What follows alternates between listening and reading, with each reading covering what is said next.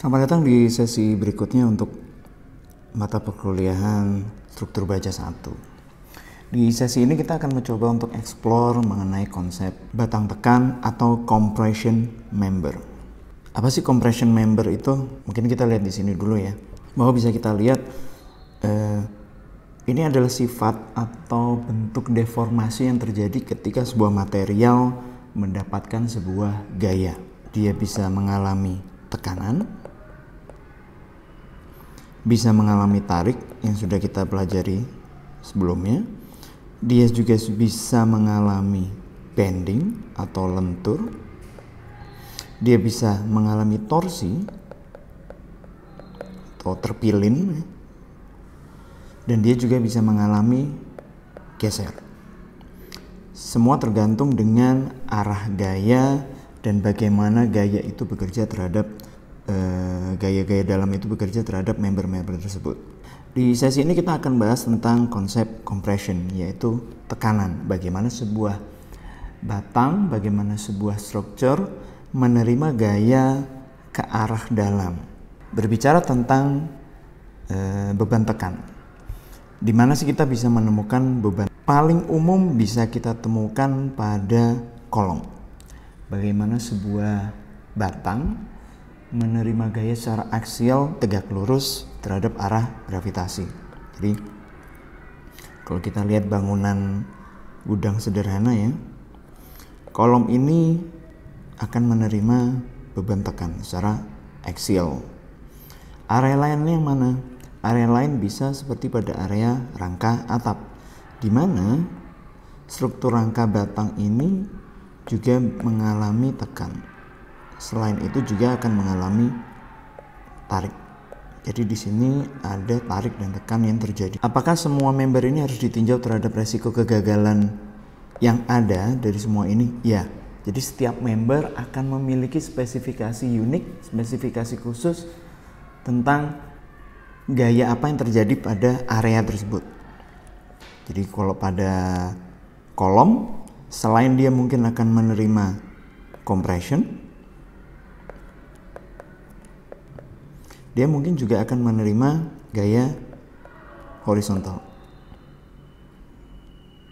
dan juga akan menerima momen dari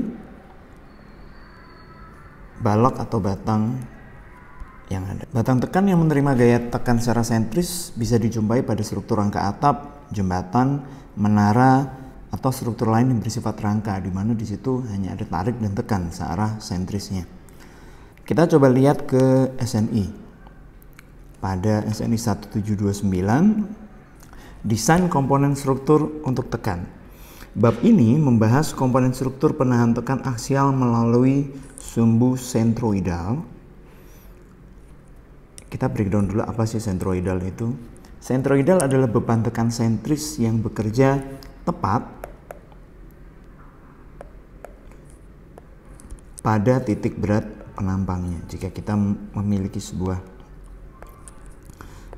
penampang berbentuk persegi seperti ini, maka beban itu dianggap bekerja pada area titik berat, tepat di tengah dari titik berat penampangnya.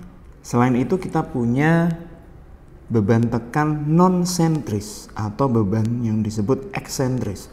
Beban tekan sentris yang tidak bekerja tepat pada titik berat penampang, di luar titik berat penampangnya. Contohnya seperti ini. Kita bisa lihat bahwa kolom yang ada itu mengalami bentuk eksentrisitas. Jadi ini lucu ya, konyolnya. Hal ini sebenarnya tidak boleh terjadi. Jadi bagaimana kolom ini yang di atas menyalurkan beban ke kolom bawahnya, tepat berada di area sentrisnya, namun ketika berada di sini dia sudah berubah karena sisi kolom ini tidak sentris dengan kolom yang ada di atasnya, sehingga dia harus bergeser ke sini. Nah, ini yang disebut dengan eksentrisitas. Atau kita bisa lihat di sini kolom ini udah sejajar tepat di tengah, namun ternyata ada pergeseran di mana kolom di atas tidak sejajar dengan kolom yang ada di bawahnya, sehingga eksentrisitas dari kolom warna merah dengan warna biru akhirnya berbeda.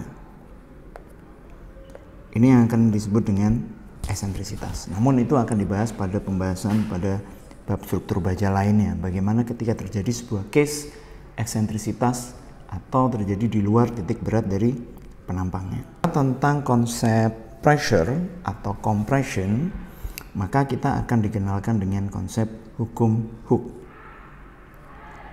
yang cukup terkenal, di mana P sama dengan F dibagi dengan A. P dalam bentuk tegangan didapatkan dari gaya yang dibagi dari total luas bidang kontaknya. Hukum Hooke menuliskan bahwa tegangan itu sama dengan total gaya dibagi dengan luas kontak permukaannya. Kita coba lihat di sini.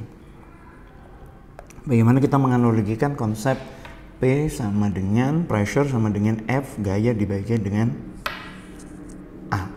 Kita lihat sisi di kiri dan sisi di kanan.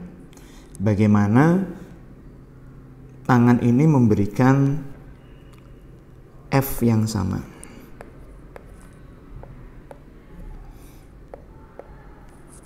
Nilai F-nya sama. Gaya yang diberikan terhadap pensil ini sama. Namun yang membedakan adalah A-nya, di mana area A ini jauh lebih besar jika dibandingkan dengan sisi ujung pensil.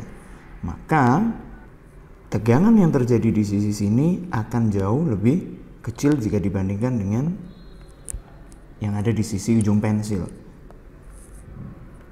Karena pressure di sini lebih besar dibandingkan dengan pressure yang ada di sini, kita bisa katakan sakit, Pak, ketika kita menerima pressure yang ada di area sini.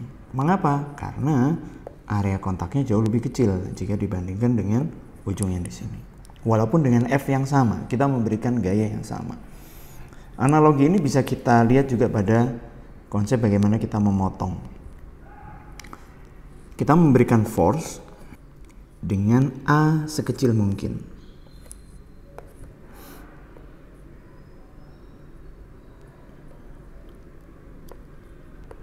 A-nya ini sangat kecil sekali sehingga mampu membelah buah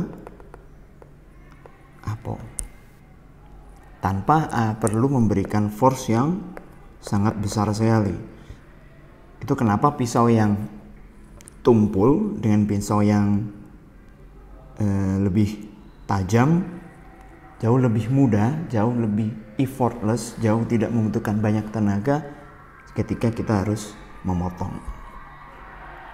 Nah, ini konsep tekanan, gaya, dan luas bidang. Jadi bagaimana luas bidang ini sangat mempengaruhi terhadap besarnya tegangan yang terjadi. Semakin besar luas bidang kontaknya, maka tegangan yang dibutuhkan semakin kecil. Semakin kecil luas bidangnya, maka tekanannya akan semakin besar. Nah, konsep ini kita masukkan dalam konsep perencanaan struktur. Kita misal mengambil sampel dari sebuah kolom, dari sebuah bangunan gudang sederhana. Kita breakdown seperti ini. Jadi ada sebuah kolom atau kolom rumah kita yang terbuat dari boton.